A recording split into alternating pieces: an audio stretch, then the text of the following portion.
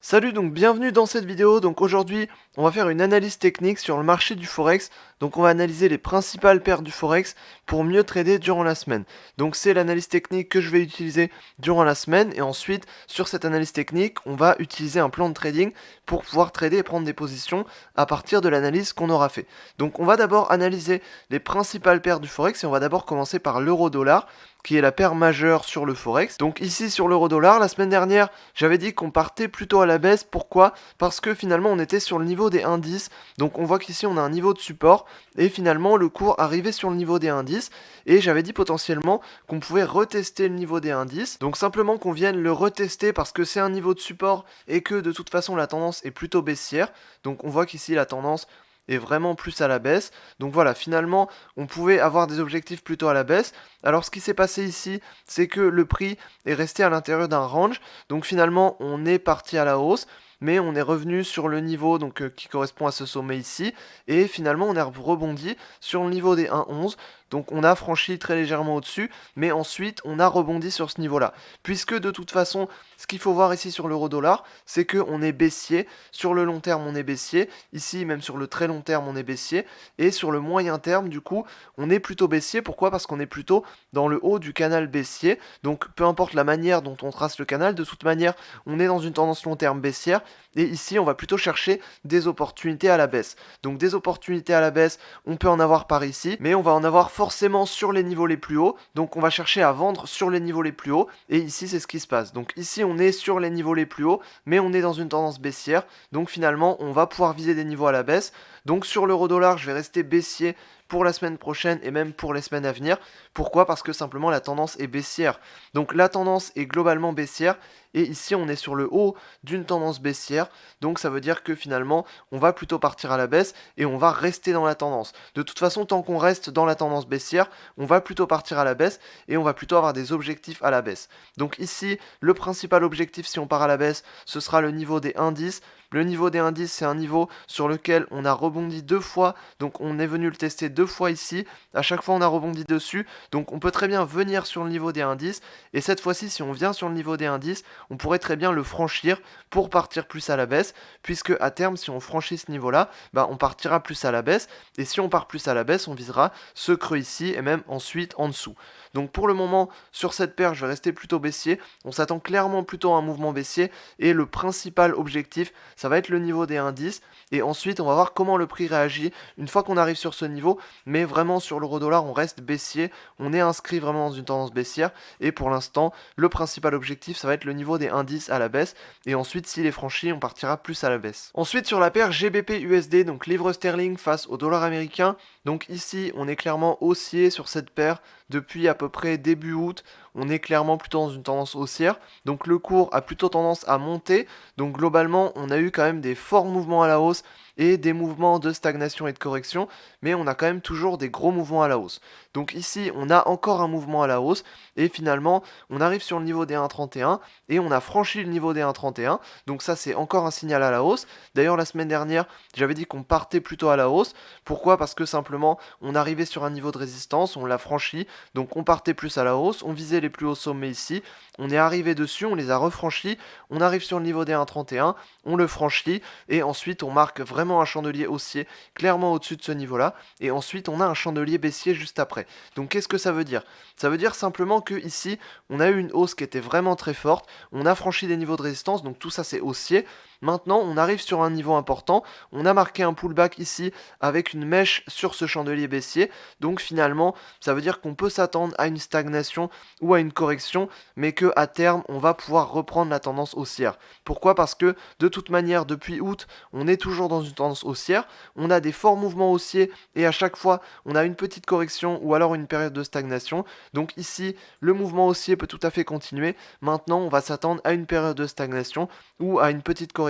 Mais voilà, la correction peut ne pas forcément avoir lieu tout de suite, on peut très bien l'avoir dans un ou deux chandeliers. Donc pour le moment, on va plutôt rester à la hausse sur cette paire. On va viser le niveau des 1,32 qui finalement est juste à côté, on est vraiment atteint, on est quasiment à la moitié entre 1,31 et 1,32, on est même au-dessus de la moitié. Donc finalement, on peut partir encore plus à la hausse. Donc sur cette paire, je pense qu'on va sans doute légèrement stagner un petit peu, peut-être encore sur 2-3 chandeliers, mais ensuite à terme, on repartira à la hausse. Même après une correction, au maximum, on reviendrait sur le niveau des 1,30. Mais vraiment, c'est un niveau important. On a franchi plusieurs niveaux importants. Donc ici, à terme, on restera vraiment haussier sur cette paire. Donc en tout cas, pour la semaine prochaine, sur cette paire, je vais rester haussier, principalement sur cette paire, même si on va attendre une correction ou une stagnation pour pouvoir acheter à un bon niveau. Mais globalement, on va rester plutôt haussier sur cette paire. Ensuite, sur la paire USD-Yen, donc dollar américain face au yen japonais. Donc ici, sur cette paire, on était plutôt haussier, on est toujours plutôt haussier d'ailleurs. On est dans une tendance plutôt haussière ici. Donc la tendance haussière commence un peu à s'affaiblir, mais on a quand même marqué un plus haut sommet ici très récemment. Donc ici, globalement, on est toujours plutôt haussier sur cette paire. Maintenant, la semaine dernière, j'avais dit qu'on pouvait potentiellement tester les niveaux les plus hauts et pourquoi pas même les casser pour partir plus haut. Donc finalement, on voit que le cours a rebondi sur le plus haut sommet qu'il a atteint et qu'il a marqué ici. Il a rebondi, il est parti à la baisse. On est venu rebondir sur le niveau des 108,5.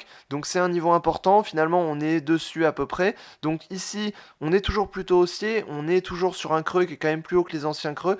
Donc ici, ça c'est vraiment important. Donc on est vraiment haussier, ça c'est important à comprendre. Maintenant ici, c'est qu'il faut voir est-ce que le cours va franchir ou pas. Est-ce que le cours va rester dans la tendance haussière ou est-ce que le cours va passer dans une tendance baissière. Pour l'instant, on est toujours dans la tendance haussière, donc on va sans doute rester dans la tendance haussière. Donc sur cette paire, je resterai plutôt haussier, même si ici, on a plutôt un mouvement baissier. On est venu sur le niveau des 108,5, on est venu rebondir, on a eu un petit mouvement baissier ici. Donc finalement, on peut très bien avoir une petite stagnation sur le niveau des 108,5, même au-dessus du niveau des 108,5, mais à terme, on pourra partir plus à la hausse. Pourquoi? Parce que c'est un niveau de support important, on peut rebondir dessus. Ici, on a une tendance qui est plutôt haussière, on a un creux qui est quand même plus haut que les anciens creux, donc si on reste sur ce creux-là et sur le niveau important des 108,5, ici, on peut partir plus à la hausse, et donc sur cette paire, je resterai plutôt haussier, je resterai plutôt légèrement haussier, parce qu'on peut s'attendre à une correction ou à une stagnation, mais tant qu'on reste au-dessus du niveau des 108,5 et qu'on reste intégré à la tendance haussière, on va pouvoir rester plutôt haussier sur cette paire. Donc on va attendre une confirmation de la hausse pour être sûr vraiment qu'on va partir dans un mouvement qui va être plutôt haussier. Mais ici sur cette paire, on va rester plutôt haussier, on a plus d'indications qui vont nous indiquer une hausse. Donc ici sur cette paire, je resterai plutôt haussier, même si on va attendre des confirmations pour pouvoir être sûr de vraiment partir à la hausse. Ensuite sur la paire USD4, donc dollar américain face au dollar canadien, donc ici on était dans une tendance haussière, donc on avait plutôt un mouvement haussier, on était à l'intérieur d'une tendance. Et finalement, on a rebondi sur un niveau important, donc le niveau des 1,33. Donc finalement, on est venu dessus. Ici, on avait une droite de tendance aussi sur laquelle on est venu rebondir, donc on est vraiment arrivé pile dessus en plus. Donc ensuite, on est parti dans un mouvement baissier, on a franchi cette tendance haussière ici. Donc la tendance que j'avais indiquée la semaine dernière, on l'a franchi, on est parti plus à la baisse. Donc ici, on est parti vraiment à la baisse. On a franchi très fortement ici la tendance haussière. Donc on est parti vraiment dans un autre type de mouvement qui est vraiment une tendance baissière pour le coup. Donc ici, on est vraiment parti à la baisse. Ensuite, on a eu une correction sur un chandelier. Donc on a eu une correction du mouvement baissier. Mais finalement, on est venu à peu près à la moitié, même un peu moins de la moitié. Donc du coup, ici, on va plutôt partir à la baisse parce que tout ça nous indique plutôt une direction baissière. Ici, globalement, on a quand même un cours qui est plutôt en stagnation. Donc à terme, on pourrait très bien venir chercher le creux ici. Donc ici, sur cette paire, on va être plutôt à la baisse. Donc je vais rester baissier. Même, je vais rester encore plus baissier que les semaines d'avant. Puisque les semaines d'avant, on n'avait pas encore eu la confirmation baissière. Ici, on a eu la confirmation baissière. On est sûr que le cours est parti à la baisse. Et ici, on a même eu la correction. Donc on sait que le cours va sans doute repartir à la baisse. Donc ici, si on part à la baisse, le premier objectif, ça va être le niveau des 1,32. Le niveau des 1,32, c'est un niveau important. Donc on va d'abord venir ici. Ensuite, on viendra sur ce creux ici. C'est important d'abord de franchir le dernier creux pour ensuite être sûr qu'on va vraiment partir plus à la baisse. Et ensuite, une fois qu'on marquera un creux qui sera plus bas, on viendra chercher le creux ici qui est le plus bas pour l'instant de la période. Voilà. Donc pour le moment, ici sur cette paire, je vais rester plutôt baissier.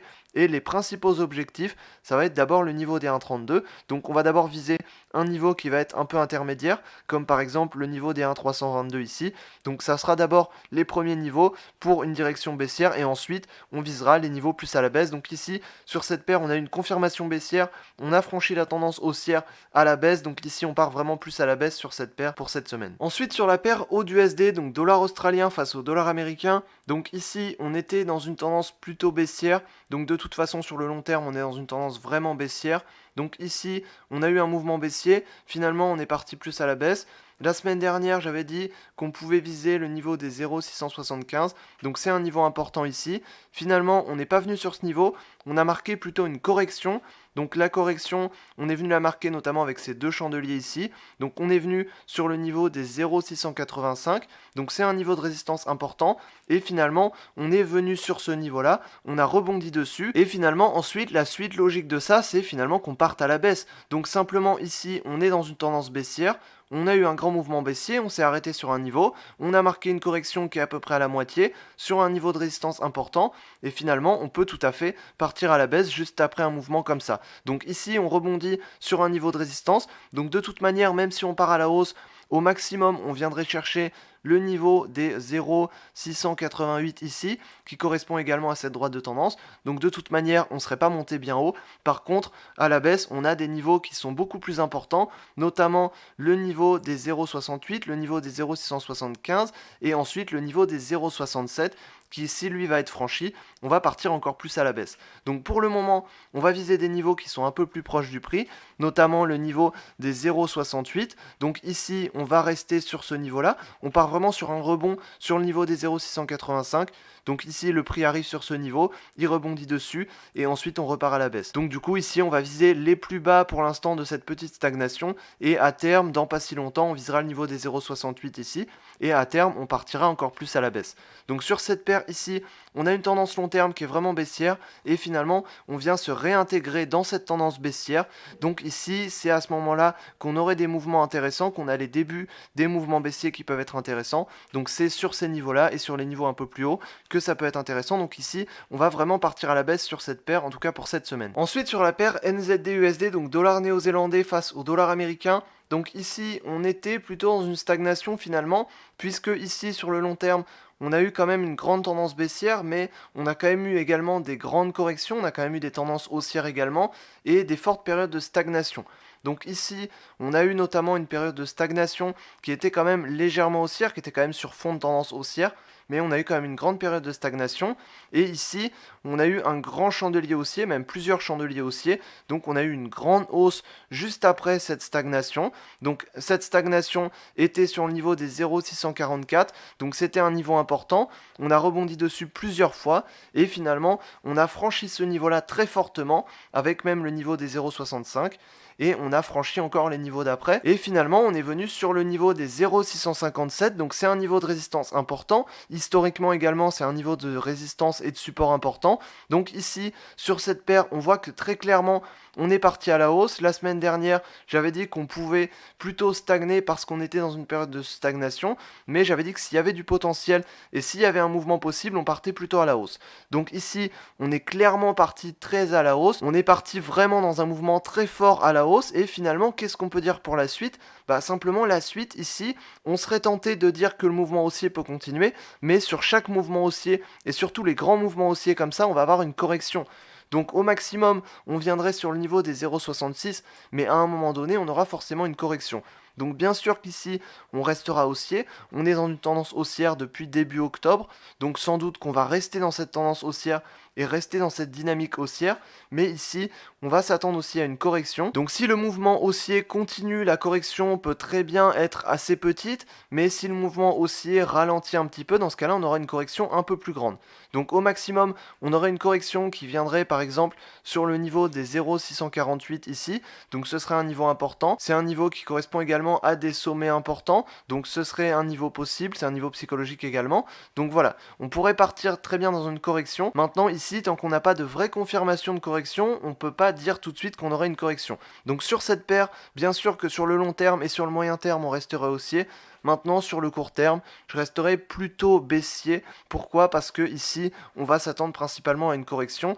Et en plus, on a quand même des mèches qui sont de plus en plus grandes, notamment sur le haut de la bougie. Donc sur cette paire, je resterai clairement haussier, même si je dirais attention au cas où on aurait une correction qui puisse arriver, puisque ce serait une correction à la baisse. Donc ce serait également un bon moment pour prendre des positions à l'achat. Mais il faut faire attention, il ne faut pas forcément se dire qu'on aura exactement la même hausse qui va continuer encore indéfiniment. Donc voilà, j'espère j'espère que je t'aurai aidé dans cette vidéo à mieux analyser les principales paires du Forex pour cette semaine. Donc si tu as aimé cette vidéo, n'hésite pas à cliquer sur le pouce bleu juste en dessous.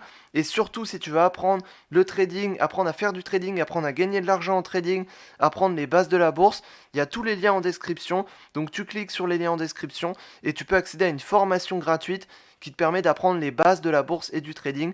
Donc tu vas vraiment pouvoir commencer à gagner de l'argent en bourse grâce au trading. Donc si tout ça t'intéresse et que tu as vraiment envie de commencer à gagner de l'argent en trading ou tu as envie de te lancer dans le trading, il y a une formation gratuite qui est disponible juste en dessous. Donc tu cliques sur le lien en dessous et tu peux y accéder. Voilà, donc j'espère que je t'aurai aidé dans cette vidéo. Si c'est le cas, tant mieux. Et sur ce, je te dis à la prochaine dans une autre vidéo. Salut!